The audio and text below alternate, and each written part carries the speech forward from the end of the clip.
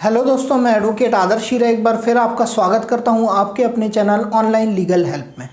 दोस्तों, आज इस वीडियो का हमारा टॉपिक है समरी सूट्स के बारे में हम बात करेंगे। पिछले वीडियो से हम बात करते आ रहे हैं, बहुत सारे सूट्स के बारे में हमने बात किया है कि जैसे कि डिक्लेरेशन के लिए होता है, इंजंक्शन के लिए सूट होता है। तो दोस्तों, ये बात कर रहे हैं संक्षिप्त में वाद जो होते हैं या समरी सूट जो होते हैं, इनके लिए क्या प्रोसीजर है और कहाँ पर इनके बारे में विवरण दिया हुआ है।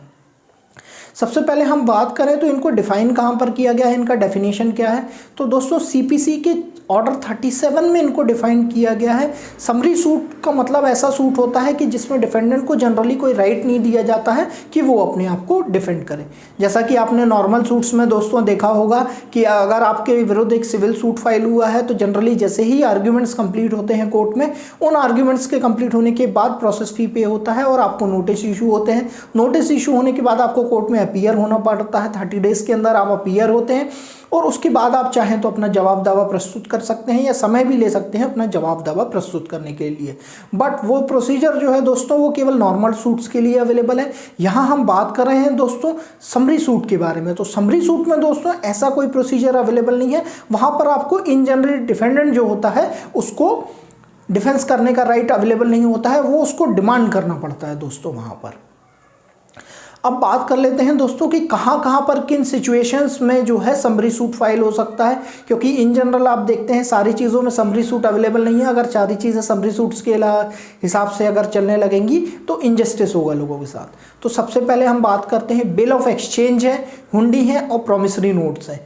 जी हाँ दोस्तों, अगर आपके पास बिल ऑफ एक्सचेंज है, हुंडी है और प्रॉमिसरी नोट्स है तो इसको लेकर आप फाइल कर सकते हैं एक समरी सूट और अपने पैसे का रिकवरी कर सकते हैं। मान लीजिए एक पर्सन ने आपके फेवर में एक प्रॉमिसरी नोट है वो निष्पादित किया है या एग्जीक्यूट किया हुआ है और आपके उससे कुछ मनी ड्यू है जो आप वापस लेना चाहते हैं। जनरली इसके लिए आप मनी की रिकवरी का सूट लगाएंगे तो वो बहुत लंबे समय तक चलेगा और आपको बहुत ज़्यादा खर्चीला भी पड़ेगा।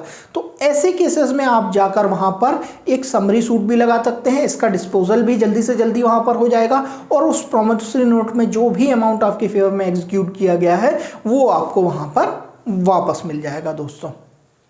दूसरी बात होती है कि अगर आपको रिकवरी ऑफ डेप्ट करना है, किसी तरह का डेप्ट है किसी पर्सन के ऊपर और आपको उसको वो रिकवर करना है और कि वो अराइज होता है किसी रिटर्न कॉन्ट्रैक्ट से। जी हाँ दोस्तों, कॉन्ट्रैक्ट में रिटर्न अमाउंट है। मान लीजिए मैं आपको एक एग्जांपल देता हूँ कि आपने एक ज़मीन खरीदने का सौदा एक बंदे से किया, एक पर्सन से आपने वहाँ पर जाकर सौदा किया कि मैं आपकी ये पर्टिकुलर ज़मीन जो है खरीदना चाहता हूँ।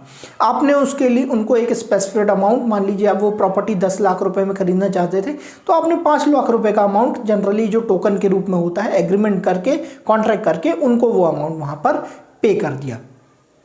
बट कुछ समय के बाद आपको पता चलता है वहां पर कि वो जो प्रॉपर्टी है उसको बेचने का सौदा उन्होंने एक दूसरे पर्सन के साथ, सेल करने का जो कॉन्ट्रैक्ट है एक दूसरे पर्सन के साथ भी कर लिया है। ऐसे केसेस में आप देखते हैं कि आपका मनी या जो पैसा है वो वहां पर फंस गया है। यहाँ पर तो आपके दो रास्ते होते हैं, या 420 का क्रिमिनल केस आप उसके ऊपर लगा सकते हैं, या केवल आप क्रिमिनल केस में नहीं जाना चाहते हैं और उससे केवल अपना पैसा वापस लेना चाहते हैं। तो ऐसे केसेस में भी आप वहां पर जाकर जो है समरी सूट फाइल कर सकते हैं। समरी सूट आप जैसे ही फाइल करेंगे आप अपना मनी वहां से रिकवर करते हैं। जनरली जैसा कि मैंने आपको पहले ही बताया था कि समरी सूट में डिफेंड करने का राइट नहीं दिया जाता है। जी हाँ दोस्तों, डिफेंडेंट को कोई भी राइट नहीं होता है प्रतिवादीगण को डिफेंड करने का।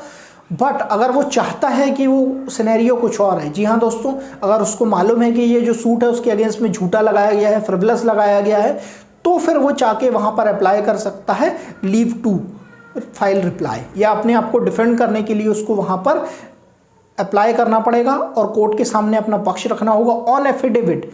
जी हाँ दोस्तों, शपथ पत्र पर उसको 10 दिन के अंदर अपनी सारी बातें वहाँ पर बतानी होगी, क्योंकि यहाँ पर जो जनरली टाइम मिलता है सिविल सूट में हमने देखा 30 डेज का टाइम मिलता है, लेकिन ये कोई समरी प्रोसीडिंग्स है तो यहाँ पर केवल दोस्तों 10 दिन का टाइम मिलता है। 10 दिन के अंदर जाके वहाँ का आपको कोर्ट में अप्लाई करना होगा। कोर्ट में अप्लाई करके आपको बताना होगा कि जो ये सैलरी प्लेंटिफ ने बताए हुए हैं या जो भी चीज़ें बताई गई हैं ऑन एफिडेविट की ये गलत हैं या मिसलीड कर रही हैं कोर्ट को।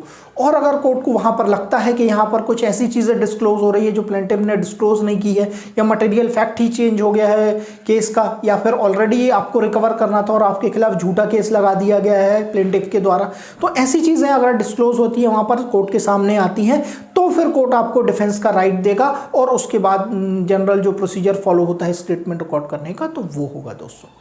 तो दोस्तों ये थी जनरल इन्फॉर्मेशन समरी सूट के बारे में कि आप कैसे कैसे समरी सूट फाइल कर सकते हैं, किन किन केसेस में फाइल कर सकते हैं, क्या टाइम लिमिट होगी और कैसे कोर्ट इसमें प्रोसीड करेगा। दोस्तों अगर आपको ये वीडियो अच्छा लगा है तो लाइक ज़रूर कीजिए। अगर अभी तक आपने हमारे चैनल को सब्सक्राइब नहीं किया है तो सब्सक्राइब जरूर कीजिए। नीचे डिस्क्रिप्शन में हमारा लिंक दिया हुआ है जहां से कनेक्ट करके आप हमसे बात कर सकते हैं। दोस्तों आपका इस कीमती समय को देने के लिए बहुत बहुत धन्यवाद।